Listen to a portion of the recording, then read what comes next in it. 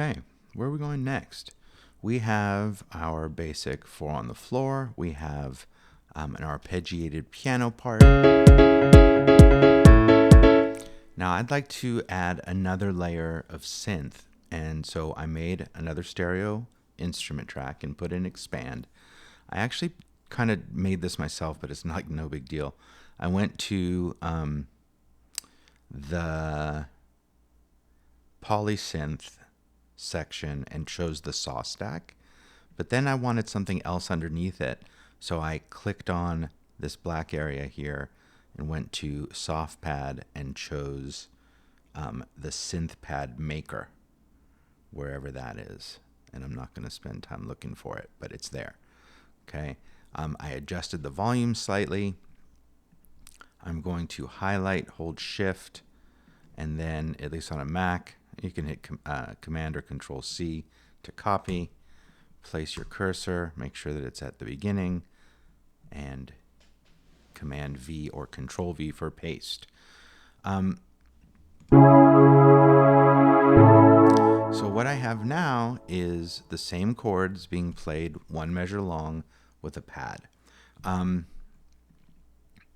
don't know why. I think I'm going to make this call of taking out the bass notes in those pads, so it's higher pitch without the low pitch in that chord voicing, which does mean that we're removing the roots in the bass. Remember that these are inversions, so this is the root position, and this one is in the root position. This is the first inversion, second inversion.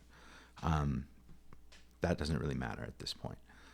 What we're going to do is create what's called a sidechain compression effect, which uses the drums, this pattern in the kick drum, to drive a breathing or pumping effect on those pads. And we're going to learn how to create it, and as opposed to just putting in a plugin that will do it for us. So what we need to do is take on our drum track, which is just the kick drum, at this point, and we're going to send it. So we're going to put it on a bus. We're going to choose a mono bus for this. So bus number 1. We're going to bring up this fader, and for the sake of demonstration, we're going to put it into pre mode, which means pre-fader. For those of you who can try and understand this, what that means is that this signal is leaving channel 1 or drums before this volume fader, meaning I can put this volume fader down, this is still gone, and it's still going somewhere. I could mute this track, and this will still be going on bus number 1. If this button were not pressed and I muted it, this would get muted as well. So this just allows for this to flow irregardless of anything before the fader, after the fader. Okay, where is it going? We have a kick drum on a bus, but we don't have it going anywhere. What we're going to do is on our pad track, we are going to insert underneath the expand the multi-channel dynamic plugin called the Dyn3 Compressor. This is a very basic compressor that comes with Pro Tools. It does its job. It's not emulated after anything fancy, but it will serve its purpose for what we're doing. So now this kick drum has left, and when we come over here on the compressor where it says no key input, you will see that you can attach this to the bus. So now this kick drum is going to the bus, or going to the compressor, and if we click on sidechain and engage this key, what we've done is basically told the compressor that is on the pad. Now, what is a compressor? A compressor is essentially this orange line here is the threshold. The threshold is essentially the point at which, when volume gets past this threshold, the compressor is going to start to do something. And what compressors do is they push down in volume at a particular ratio.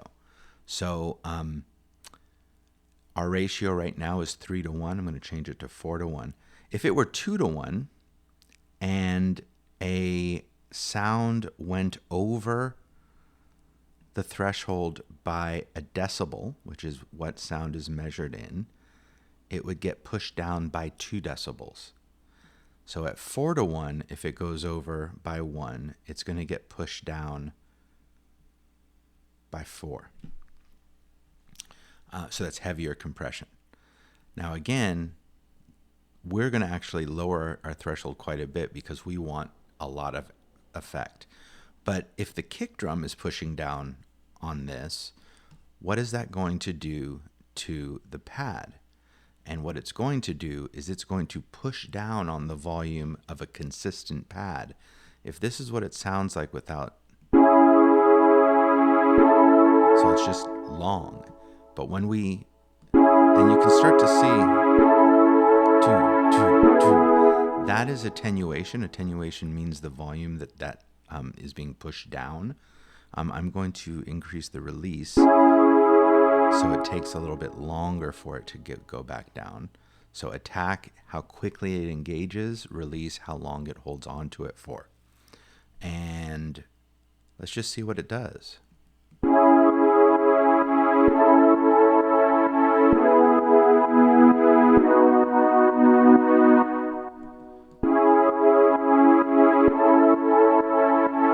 Okay, so now we have that 4 on the floor pattern pumping, side chaining, pumping our pad, which is super classic in this style of music as well. So let's hear it with the kick drum.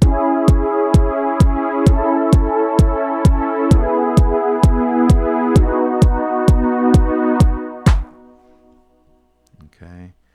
And this is, 130 to 128 sounds crazy, but it sounds just a little fast to me for this particular vibe.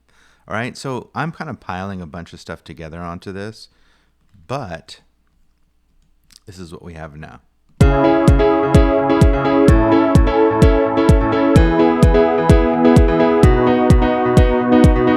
I will probably change this sound because I don't like it.